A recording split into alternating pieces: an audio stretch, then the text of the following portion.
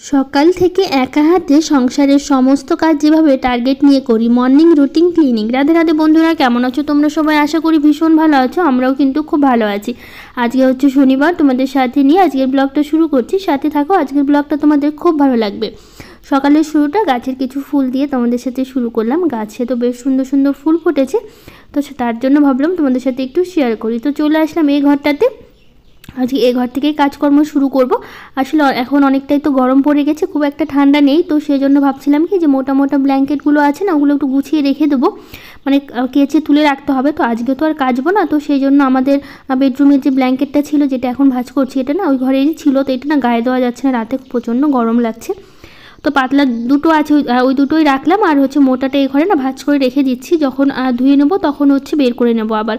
তো এখন তো ধোয়া হবে না, তো যেহেতু বাড়িতে ব্ল্যাঙ্কেটগুলো আমি ধুয়ে তারপরে হচ্ছে মানে কেচে তারপর তুলে রাখি, তো এখন না আরেকটু রোদ্রটা বাড়ুক, তখন হচ্ছে ধুয়ে রাখবো আর কি।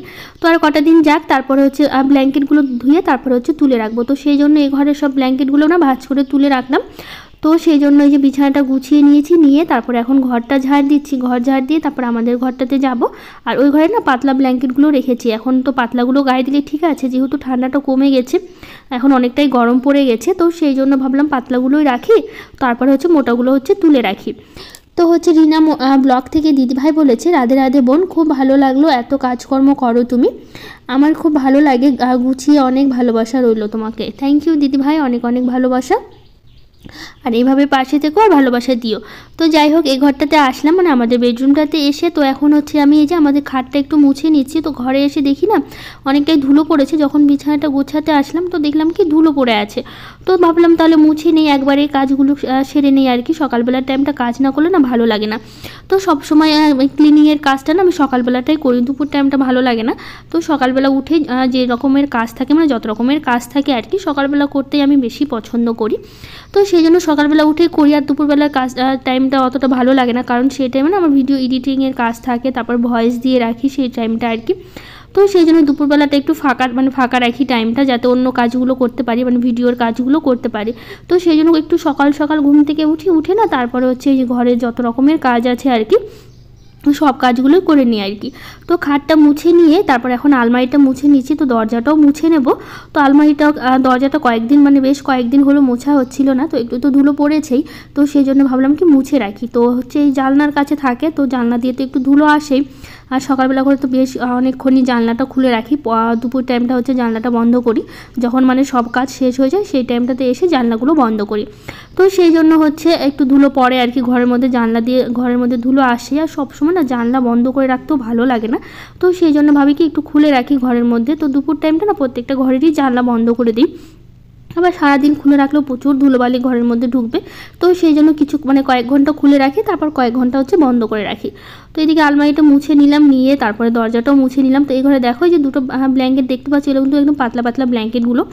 তো এই দুটোই হচ্ছে রাখলাম, দুটো লাগবে আর কি, তো সেই জন্য এই দুটোই রাখলাম, যাতে হচ্ছে গরমটা না লাগে আর কি। তো বিছানাটা এখন ভালো করে গুছিয়ে নিচ্ছি।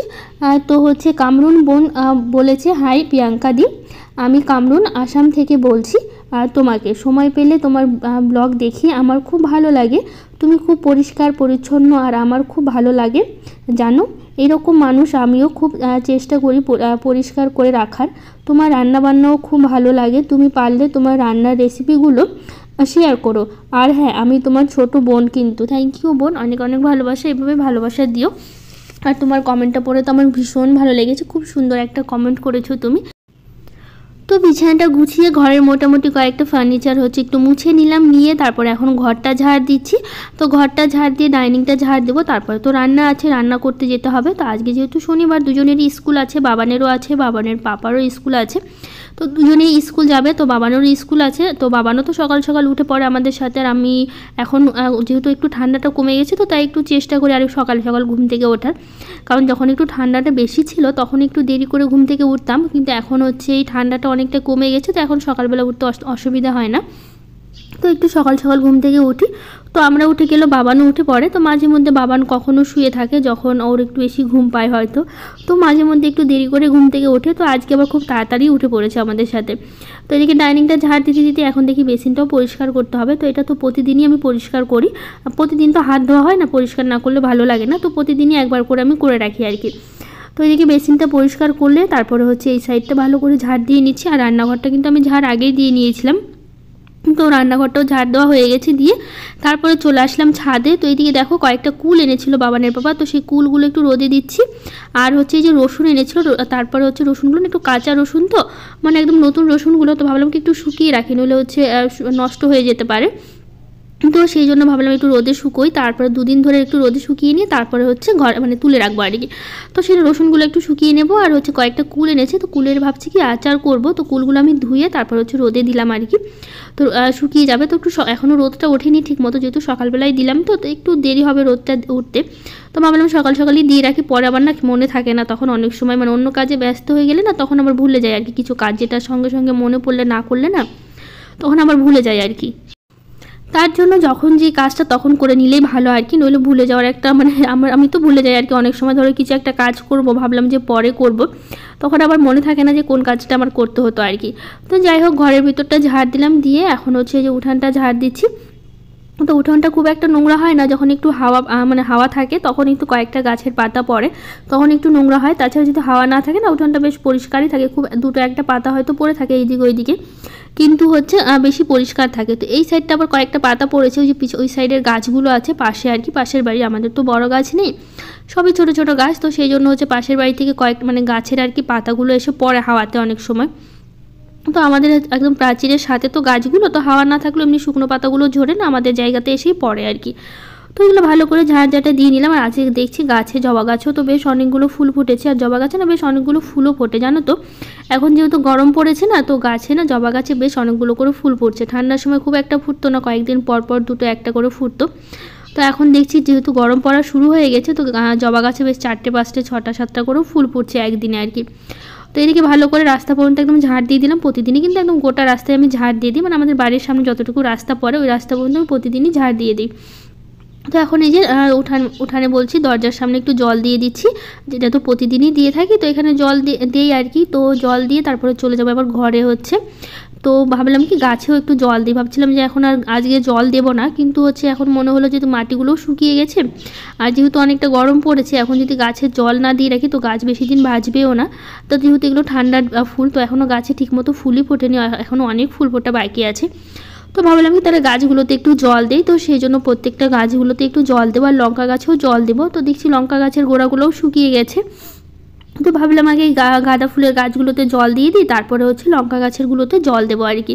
তো সেই জন্য গাঁদা ফুলের গাছে জল দিয়েছি, তো 2টো বালতিতে করে জল নিয়ে এসি যাতে একবারেই হয়ে যায়। তো এদিকে গাছে জল দিয়ে তারপর আরেক বালতি জল নিয়ে আসলাম যাতে লঙ্কা গাছে দিতে পারি। তো আর এই যে রক্তগাঁদা গাছগুলো তো না মানে এই সাইডটা না প্রচুর ফুল ফুটেছে, সামনের দিকে ফোটেনি, কিন্তু পিছন সাইডটা রোদ্রু পায়, তো ওই সাইডটা না বেশ সুন্দর ফুল ফুটেছে, অনেকগুলো করেই ফুল ফোটে আর কি।